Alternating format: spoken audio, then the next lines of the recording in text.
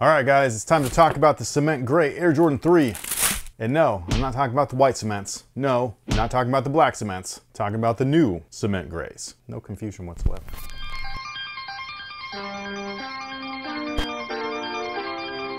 What's going on, guys? My name's Chris. Welcome back to the official WearTesters.com YouTube channel. Like I said earlier, this is the detailed look and review at the Air Jordan 3 Retro Cement Gray, the new version. Just in case you're wondering, this is the box. These are the shoes, and this piece of shit is the insole. I will say that even though the cement gray has been used on the Air Jordan 3 since its 1988 inception, these don't look half bad. Like, these look pretty clean. Do I think that they're like a must cop? Probably not, especially with the actual black cements coming out later on this year, I think. But either way, when I look at these, especially with the sale treatments, they almost look like they could have come out in 1988, or if you were looking at an old catalog, you know how colors vary between print and things like that? It almost looks like this could have been like, oh, I thought that's what they look like, but they weren't. They were like true blue or something like that. Maybe that's what this is. I don't know. But either way, the outsole is identical to all Air Jordan 3s, minus one thing. It says Jordan right there because this is not an original colorway. The original ones or the collab versions usually say Nike on the bottom, at least nowadays. There was a time when all Air Jordan 3 retros just said Jordan on the bottom and had a Jumpman and Air logo on the back heel tab, but those days are long gone. Now we have OG drops, we've got new drops and collabs in between. It's a cluster of all kinds of shit. Moving on up, we've got a polyurethane midsole. Inside that midsole is a 4-foot encapsulated air sole unit and then a visible air sole unit in the heel. This was alongside the Air Revolution, the first basketball shoe to feature that visible air unit. Although the Air Revolution came first, even though they do use the same tooling and everything like that. And I will say that as far as this retro is concerned, this one's midsole feels a lot softer than previous versions. So take that for what you will. Am I saying that these are going to be like leaps and bounds more comfortable than other Air Jordan 3s? No, it's still polyurethane, it's still a brick, but they're a little bit softer, so take that for what you will. Maybe they accidentally took the tooling from the Jordan 2x3 or 2/3, whatever the f those are called. 2/3.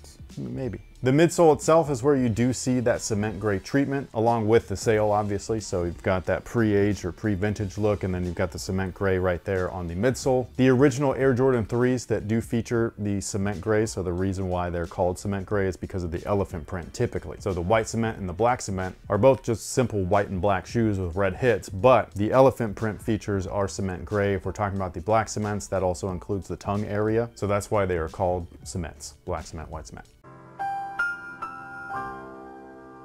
These don't have that, so what we've got is a white upper. The materials are very nice as far as like casual use goes, so this is not quite performance leather. They're very thin cuts of leather and things like that, but it is nice and soft. It's super wrinkly. It's very similar, if not identical, to the stuff that they use on the Midnight Navies that recently dropped. So if you like the materials on those, you should like these. But I will say that the elephant print itself is beautiful. They've got those really thin lines on there just like the original shoes did, and it just looks so good. Are some of them going to feature like the heavier bold lines? Most likely. Like the way the elephant print is made, it's just kind of like mass produced in a big old sheet and everything, so it's going to be different per release or per pair. But these two pairs, like the left and right shoes, like they both look just fantastic. Like this is best case scenario if you're asking me. Like if I were to buy these online and this is what came, I'd be totally happy. Now the Air Jordan 3 got revamped in terms of its overall shape all the way back in 2020 with the Air Jordan 3 Unite, which was an All-Star Weekend release. That was the first one that like really looked more like the 1988 original. Ever since then, they've been tweaking the shoe with each and every release. At least that's how it feels. And this one right here, when you compare them to an original catalog, it's very similar. So not only do you have the lower elephant print that just, again, it looks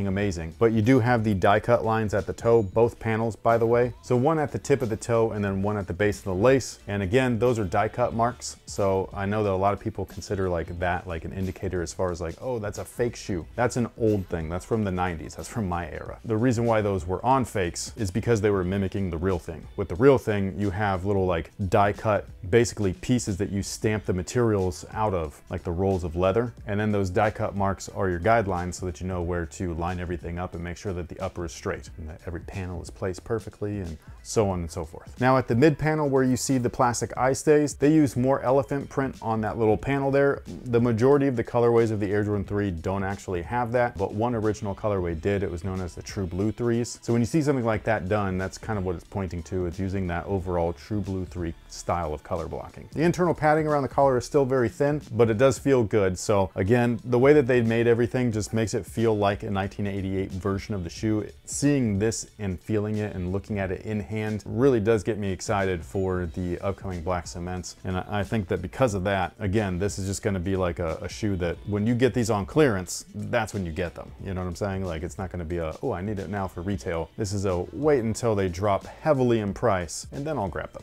As far as overall fit is concerned, they fit true to size. Whatever you typically wear with your Air Jordan 3s, that's what I would recommend. If you're in the Sacramento or Elk Grove area, make sure that you stop by Phenom and check them out in store. They're located in the Doco Shopping Center, right across the street from Macy's. I always say street, it's just a pathway. It's a pedestrian street. And with that being said, do we happen to have time for a question of the day? What is your favorite superhero or villain costume? Costume? I mean, I could just make a list. I love Nightwing's, the ponytail Nightwing. I also really like Robin's costume. Like, talking about like Tim Drake's first appearance as Robin. I remember when I first saw that, I was like blown away. I was like, dude, that Robin's sick. The black suit, like Spider-Man black suit, one of the best ever. Spider-Man 2099, again. Venom, awesome. Carnage, awesome. Are those considered suits? Isn't that just them? It's the symbiote. It's their goo. I mean, it's got to count for something. Wolverine's costume, which one? You can take your pick, man. They're almost all awesome. The only one that I don't really love, believe it or not, which might be blasphemous, is the Age of Apocalypse. I just think that one just looks weird. Jim Lee Cyclops, so good. Spawn.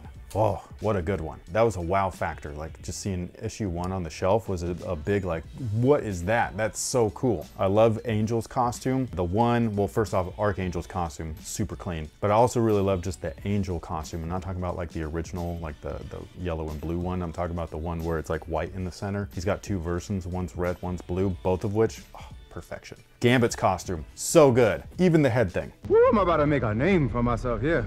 I probably should stop now because I could keep going. That might be a fun thing to do on the other channel, which if you need to find it, you have to actually type in youtube.com/@ some of my favorite things, because it's still pretty new, so it doesn't actually pop up. If you look up the channel name, you're looking up like you're gonna get flooded with the song. So yeah, a friendly tip. But anyways, I'm gonna stop there. Sound off below and let us know what your favorite superhero or supervillain costume is. I didn't even tap really into the supervillains, like Deadpool's costume, come on. And I know that you guys think that he's an anti-hero, but he's not. He was originally debuted as a supervillain. Nerd alert!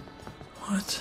I'm gonna really stop now. But sound off below and let us know which one it is. If you wanted to give a full-on list, please do. Also, let me know what you think about these down below in the comment section. Is this something that you're interested in, or are you like me and you're just like, hell no. I on the prize black cement 3s all day. Thank you so much for being here. We will catch you guys on the next one. So until then, y'all have a good one. These are the blah, blah, blah, blah.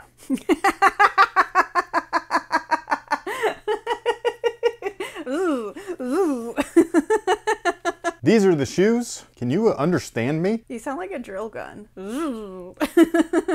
So do I enunciate, like speak slower? These are the shoes.